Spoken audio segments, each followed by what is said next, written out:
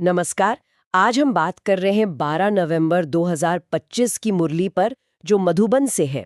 इसमें ना जीवन को देखने का एक बड़ा ही अलग नजरिया मिलता है। जी बिल्कुल। हाँ, जैसे ये कि जीवन एक खेल है, एक ड्रामा है। फिर वो पिता से ज्ञान मिलना, याद की शक्ति, खुद को बदलना, कई सारी बातें हैं। हाँ, कई पढ़ते हैं इसमें। तो चलिए आज इन्हीं विचारों को थोड़ा खोलते हैं, देखते हैं इनका असल मतलब क्या है। बिल्कुल। ये मुरली असल में खुद को और दुनिया को एक कह सकते हैं एक ऊंची दृष्टि से देखने का तरीका बताती है। हमारा काम यही है कि इसके जो मुख्य पॉइंट हैं उन्हें समझें, उनकी गहराई देखें और ये भी कि भी जीवन में इसका क्या मतलब हो सकता है। हाँ, तो सबसे पहले यही लेते हैं, दुनिया एक खेल है, एक ड्रामा। ये सुनने में लगता है कि सब कुछ मतलब पहले से तय है, तो फिर हमारे करने के लिए क्या रह गया? देखिए, ये एक बहुत गहरा पॉइंट है। मुरली के हिसाब से जैसे कोई नाटक होता है ना, उसमें हर सीन, हर डायलॉग पहले से लिखा होता है। हाँ। वैसे इस जीवन नाटक में भी हर घटना, हर परिस्थिति वो पूर्व निर्धारित है। हम्म। लेकिन इसका मतलब ये नहीं कि हम बस बैठ जाएं, अच्छा। बल्कि ये समझ एक मानसिक स्वतंत्रता देती है। अच्छा। अगर सब अपना अपना पार्ट ही प्ले कर रहे हैं, तो फिर किसी को बहुत ज्यादा धन्यवाद या बहुत ज्यादा शिकायत, वो भाव कम हो जाता है ना। हम्म। आप सिचुएशन के इमोशनल उतार चढ़ाव से थोड़ा ऊपर उठ जाते हैं। तो ये भाग्यवादी होना नहीं है, बल्कि एक तरह से साक्षी भाव या डिटैचमेंट जैसा है। हाँ हाँ, काफी हद तक। हम्म। बिल्कुल। ये समझ मुरली कहती है व्यक्ति को त्रिकालदर्शी बनने में मदद करती है। त्रिकालदर्शी। हाँ, यानी जो तीनों काल, भूत, वर्तमान, भविष्य को एक साथ देख सके, समझ सके। हम्म। और ये सिर्फ टाइम की बात नहीं है, इसमें वो तीन लोकों का ज्ञान भी शामिल है। मूल वतन, आत्माओं का घर। हाँ, सूक्ष्म वतन, फरिश्तों की दुनिया, और ये स्थूल वतन, हमारी फिजिकल दुनिया। जी। जब आप इस पूरे चक्र को, इन डायमेंशंस को समझते हैं, तो आप आज की घटना को एक बड़े पर्सपेक्टिव में देख पाते हैं। और इसी समझ से जुड़ा है स्वदर्शन चक्रधारी बनना। ये शब्द बड़ा पावरफुल लगता है सुनने में। बिल्कुल। स्वदर्शन चक्रधारी का मतलब ही है वो जो स्वयं को यानी आत्मा को और सृष्टि के इस पूरे चक्र को जानता है। ये सिर्फ मतलब इंफॉर्मेशन नहीं है, अच्छा। ये एक तरह की आंतरिक शक्ति है, एम्पावरमेंट है। जब आप पूरे नाटक को समझ जाते हैं तो आप सिर्फ एक कैरेक्टर नहीं रहते, आप नाटक के फ्लो को समझने वाले दृष्टा बन जाते हैं। कर्ता भोक्ता के बजाय साक्षी। यही तो है ज्ञान की शक्ति। और इस ज्ञान का सोर्स बताया गया है एक पिता को, बाप या बाप दादा भी कहा गया है। ये कैसा ज्ञान है जो हमें दुनिया में नहीं मिलता? हाँ, ये वो ज्ञान नहीं है जो स्कूल कॉलेज में मिलता है। ये आत्मिक ज्ञान है, स्वयं की पहचान। मैं कौन हूँ? एक आत्मा। मेरे पिता कौन? परमपिता। और ये सृष्टि का ड्रामा कैसे चलता है?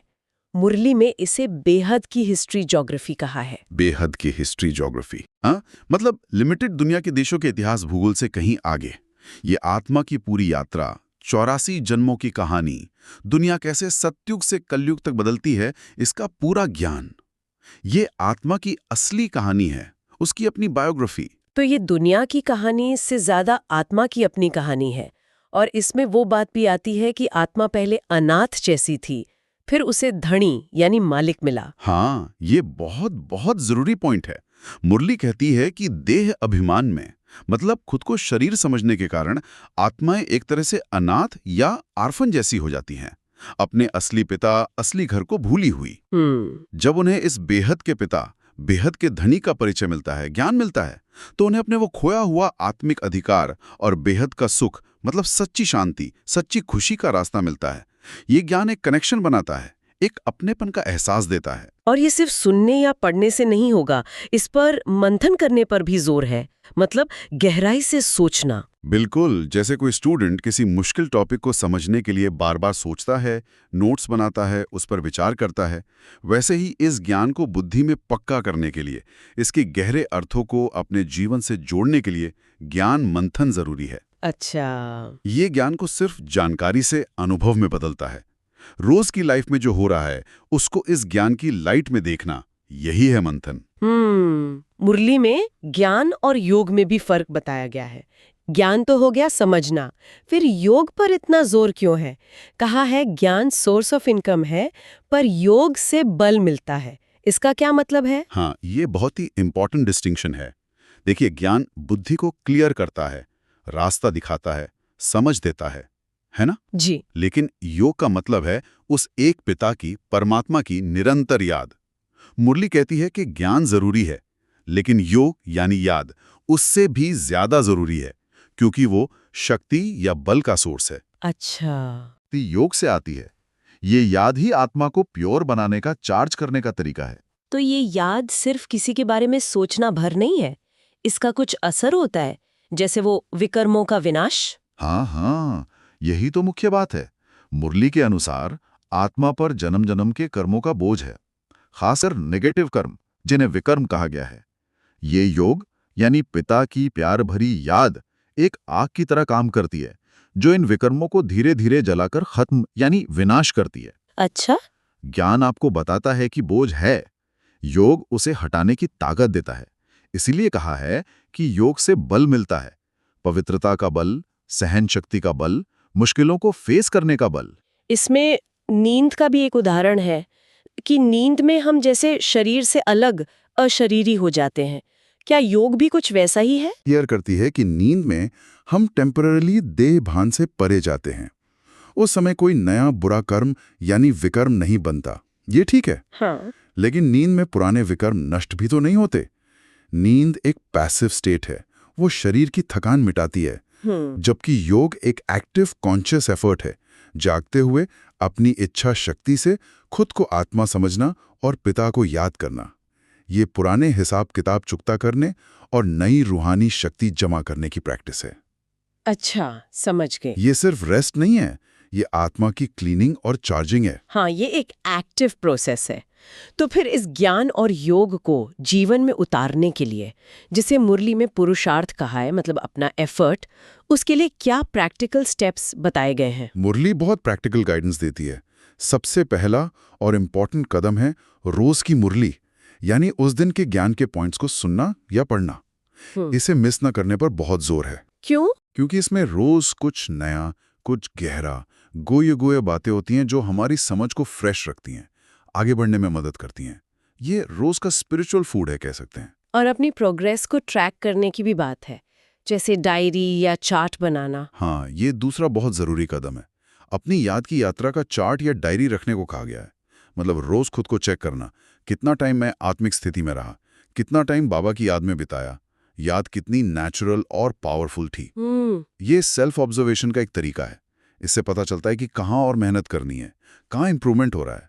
ये खुद के प्रति ईमानदार रहने में मदद करता है। इस डायरी रखने को पिता को याद करने जैसा भी बताया है, ये थोड़ा अलग लगा। इसका भाव यह है कि जब आप अपनी याद का हिसाब रखते हैं तो आपका ध्यान खुद ब खुद याद के लक्ष्य पर यानी पिता पर जाता है। आप याद के बारे में सोचते हैं, उसे अच्छा करने का सोचते हैं। अच्छा। तो इस तरह चार्ट भरना भी अपने आप में याद का एक इनडायरेक्ट अभ्यास बन जाता है। और इसी से जुड़ा है वो पॉइंट, अपने ऊपर रहम व कृपा करनी है। हाँ, मतलब बाहर से कृपा या आशीर्वाद मांगने के बजाय खुद मेहनत करके, खुद पर ध्यान देकर अपनी स्थिति सुधारनी है। अपना उद्धार अपने पुरुषार्थ से करना है। यहीं पर एक बहुत, कहूंगी, कड़ा सिद्धांत आता है, कुछ भी मांगना नहीं, न ब्लेसिंग्स, न कृपा, न पैसा। ये तो हमारी जो आम धार्मिक मान्यताएं हैं उनसे बहुत अलग है। इस पर इतना जोर क्यों? हाँ, ये इस ज्ञान मार्ग की एक बहुत बड़ी खासियत है, जो इसे भक्ति मार्ग से अलग करती है। भक्ति में अक्सर भक्त भगवान से मांगता है ना? हाँ, बिल्कुल। लेकिन ज्ञान मार्ग ड्रामा की समझ पर बेस्ड है।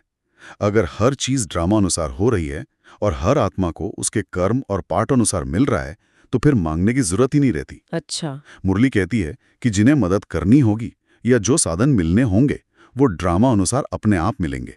मांगने से आत्मा का स्वमान, सेल्फ रिस्पेक्ट कम होता है। वो लाइन है, मांगने से मरना भला, ये तो बहुत स्ट्रॉन्ग लगती है। इसका क्या मतलब है? ये लाइन असल में सेल्फ रिस्पेक्ट और ड्रामा पर पक्के निश्चय के महत्व को बताती है। इसका मतलब है कि अपनी जरूरतें पूरी करने के लिए दूसरों पर डिपेंडेंट होने या रिक्वेस्ट करने से बेहतर है कि अपने पुरुषार्थ और परमात्मा पर विश्वास रखें। ये अपनी आंतरिक शक्ति और स्वाभिमान को जगाने का एक तरह से कॉल है। मुरली ये भी फर्क बताती है कि भक्ति में दिया हुआ दान शायद अगले एक जन्म तक फल दे, लेकिन यहाँ इस ज्ञान के आधार पर परमात्मा के काम में निस्वार्थ भाव से किया गया सेवा या सहयोग आत्मा को अनेक जन्मों, जन्म जन्मांतर तक ऊंचा पद दिलाती है। इसीलिए शायद कहा है कि जो सर्विसेबल बच्चे हैं, मतलब जो इस ज्ञान की सेवा करते हैं, उनमें तो मांगने की आदत बिल्कुल नहीं होनी चाहिए। हाँ बिल्कुल, क्योंकि सेवा करने वाला हाथ हमेशा देने वाला होता है, लेने वाला नहीं। ये उस निस्वार्थ भाव और भरपूरता की निशानी है जो इस ज्ञान से आती है। तो फिर इस सारे ज्ञान, योग और पुरुषार्थ का फाइनल लक्ष्य क्या है? ये पूरी जर्नी हमें ले कहाँ जा रही है? इसका लक्ष्य है कंप्लीट ट्रांसफॉर्मेशन, इंडिविजुअल आत्मा का भी और इस दुनिया का भी। अभी की दुनिया को मृत्यु लोक कहा गया है, मतलब जहां दुख है, अशांति है, बीमारियां हैं, अकाल मृत्यु है। इस पतित अवस्था से निकलकर पावन बनना और आने वाले सुख शांति वाले गोल्डन एज यानी सतयुग, स्वर्ग, अमरलोक का अधिकारी या वारिस बनना ही मेन गोल है। मुरली याद दिलाती है कि भारत ही अमरलोक था, मतलब यही स्वर्ग था और फिर से यही स्वर्ग स्थापन होना है। इसमें भोला भंडारी का भी जिक्र है, उसका क्या मतलब है यहाँ? भोला भंडारी वैसे तो शिवजी के लिए कहते हैं, जो भोले हैं और अपना सब कुछ लुटा देते हैं। यहाँ इसका भाव है कि ये परमपिता परमात्मा इस संगम युग में, इस अंतिम समय में अपना सब कुछ यानी स्वर्ग की बादशाही बच्चों को देने को तैयार हैं। अच्छा। बदले में वो सिर्फ हमारे पुराने अवगुण, पुरानी दुनिया का मोह, देह अभिमान का दान मांगते हैं। ये एक बहुत फायदे का सौदा है। पुरानी बेकार चीज देकर नई श्रेष्ठ दुनिया का वर्षा पाना। लक्ष्य है उन विजयी आत्माओं की माला, विजय माला का दाना बनना, जो इस ट्रांसफॉर्मेशन को सक्सेसफुली पार करती हैं और अमरलोक में जाती हैं। और ये लक्ष्य सिर्फ कुछ खास लोगों के लिए नहीं है। मुरली कहती है गरीब और गांव वाले भी विश्व के मालिक बन सकते हैं। बिल्कुल, ये इस ज्ञान की सबसे खूबसूरत बात है। पिता को गरीब निवास कहा गया है, मतलब जो दिल के गरीब हैं, जिनमें ह्यूमिलिटी है, ईगो नहीं है, वो इस ज्ञान को आसानी से धारण कर लेते हैं और ऊंचा पद पा लेते हैं, चाहे उनके पास दुनिया की दौलत या पोजीशन हो या ना हो। अच्छा, मुरली तो यहाँ तक कहती है कि आज का भारत भले दुनिया की नज़र में पिछड़ा हुआ या गांव जैसा हो, लेकिन इसी भारत भूमि के बच्चे, आत्माएं, अपने पुरुषार्थ से भविष्य में विश्व के मालिक बनेंगे। ये पद आत्मा की पवित्रता, ज्ञान की धारणा और याद की यात्रा पर डिपेंड करता है, बाहरी साधनों पर नहीं। तो अगर हम आज की चर्चा को समेटें तो मुख्य बातें क्या रहीं? जीवन को एक फिक्स नाटक, ड्रामा की तरह देखना ताकि हम साक्षी बन सकें। हाँ। एक सुप्रीम पिता से आत्मा, परमात्मा और सृष्टि चक्र का गहरा ज्ञान लेना। जी। उस पिता की याद यानी योग की शक्ति को समझना, जो आत्मा को प्योर करती है और बल देती है। बिल्कुल। इस रास्ते पर चलने के लिए लगातार पुरुषार्थ यानी अपना एफर्ट करना, जिसमें रोज मुरली सुनना और अपना चार्ट रखना शामिल है। सही। और एक बहुत महत्वपूर्ण सिद्धांत कि किसी से कुछ मांगना नहीं, बल्कि सेल्फ रिस्पेक्ट और ड्रामा पर निश्चय रखना। एकदम सही कहा। और अंत में एक विचार जो अक्सर मुरली के वरदान में छिपा होता है और जिस पर हमें सोचना चाहिए, जीवन मुक्त बनने की बात। जीवन मुक्त। हाँ, ये मुक्ति मरने के बाद नहीं, जीते जी अनुभव करने वाली स्टेज है। मुरली के अनुसार ये तब पॉसिबल है जब हम अपनी रूहानी शक्तियों जैसे शांति, प्रेम, पवित्रता, ज्ञान, सुख, आनंद, शक्ति, इनको सिर्फ जाने या महसूस ही ना करें। अच्छा। बल्कि उन्हें अपनी रोज की जिंदगी में अपनी सोच यानी मनसा, अपने बोल यानी वाचा और अपने कर्म यानी कर्मणा, तीनों लेवल पर प्रैक्टिकली इस्तेमाल करें, यूज करें। जब ज्ञान हमारे एक्शन में आ जाए, हमारे व्यवहार का हिस्सा बन जाए, तब हम सही मायनों में जीवन में रहते हुए भी बंधनों से मुक्त अनुभव करते हैं। तो सवाल सिर्फ ये नहीं कि हम क्या जानते हैं, बल्कि ये है कि हम उस ज्ञान को कितना जी रहे हैं। यही है असली युक्ति सच्ची मुक्ति की।